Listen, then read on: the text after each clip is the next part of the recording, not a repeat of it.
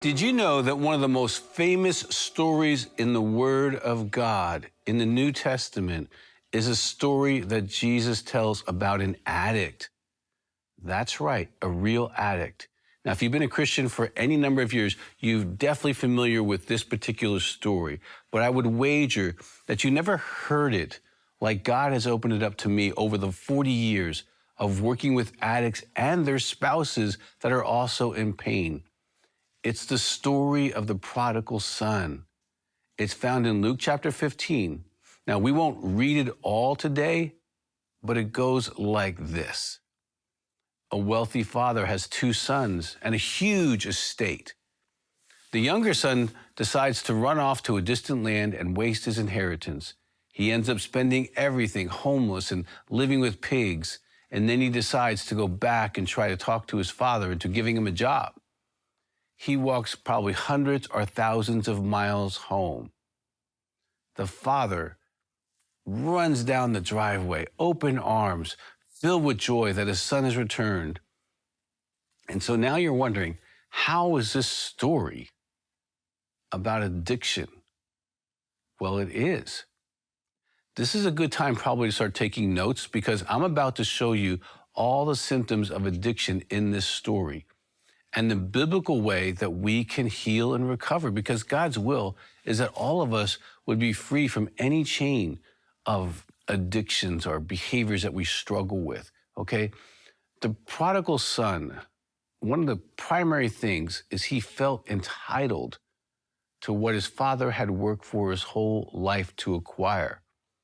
Now, to the son, his father was a means to an end, getting rich quick, getting what he wants. It's all about me, okay? His father became a thing to manipulate rather than a human being who loved him and to give him love and honor as a son. Now, in my 40 years of counseling, this is how every addict operates. The selfishness of the addict drives them to avoid all normal processes and hurt relationships to get what they want, no matter what the cost.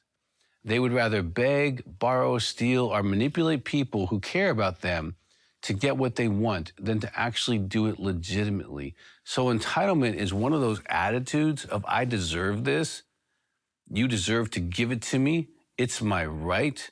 And that's another thing that is kind of a symptom of addiction, immediacy.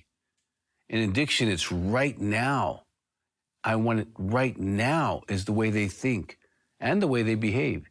It's about me getting what I want when I want it, and I want it right now, be it the chocolate cake, be it alcohol, be it going on a spending spree, okay, or buying new toys, gambling, or gaming, what it is. I want it, and I want it right now.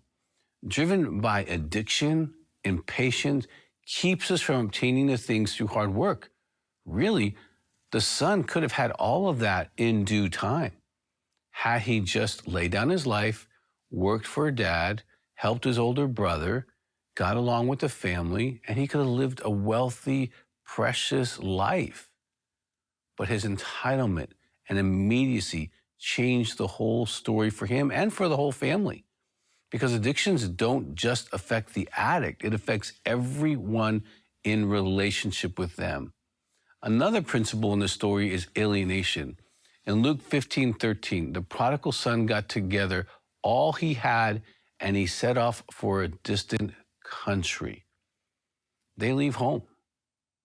And there's a lot of people who have prodigal parents. We have a whole product on that called the Parent Prodigal Process. You can go to the website and get that. But it explains how the parents get their hearts ripped out.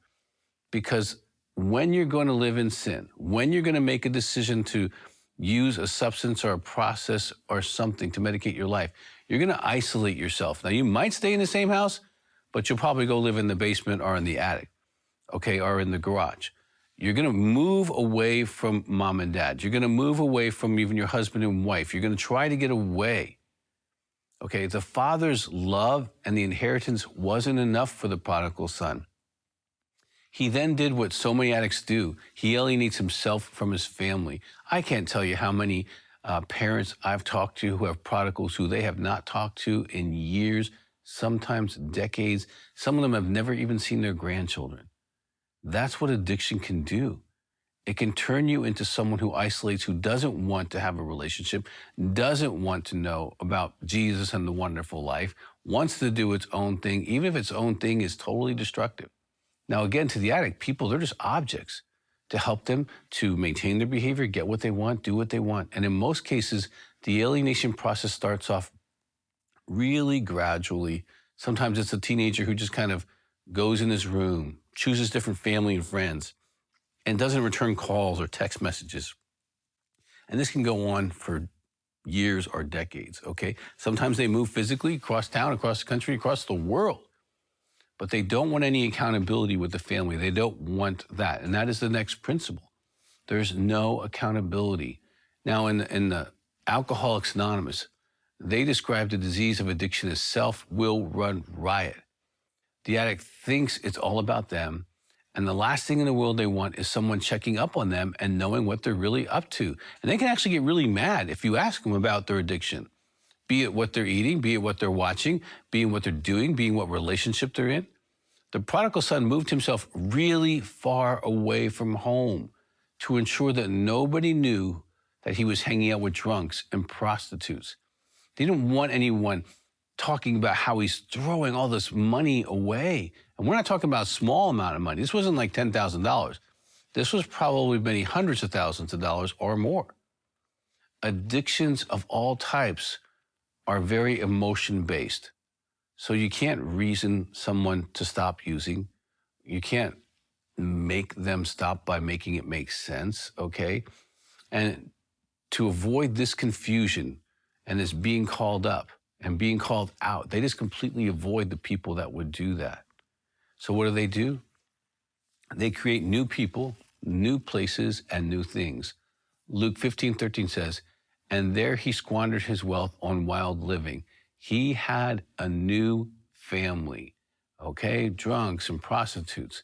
Wild living always sounds fun in the beginning, but it always ends up the same way. The prodigal clearly received a ton of money. He could have started a business.